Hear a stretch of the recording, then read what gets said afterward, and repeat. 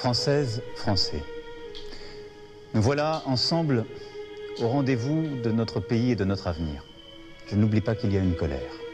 Je la ressens comme juste à bien des égards. Et elle peut être notre chance. C'est celle du couple de salariés qui ne finit pas le mois et se lève chaque jour tôt et revient tard pour aller travailler loin.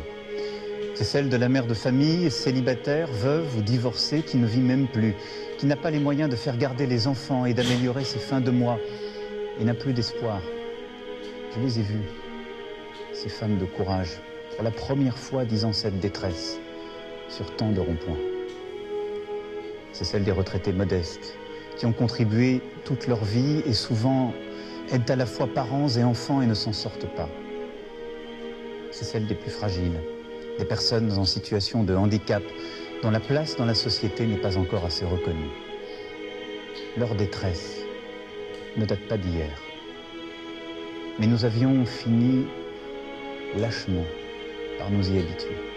Et au fond, tout se passait comme s'ils étaient oubliés, effacés.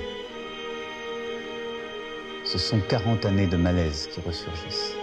Malaise des travailleurs qui ne s'y retrouvent plus, malaise des territoires, villages comme quartiers, où on voit les services publics se réduire et le cadre de vie disparaître, malaise démocratique, où se développe le sentiment de ne pas être entendu, malaise face au changement de notre société, à une laïcité bousculée et devant des modes de vie qui créent des barrières, de la distance. Cela vient de très loin, mais c'est là, maintenant. Mais je crois profondément que nous pouvons trouver une voie pour en sortir tous ensemble.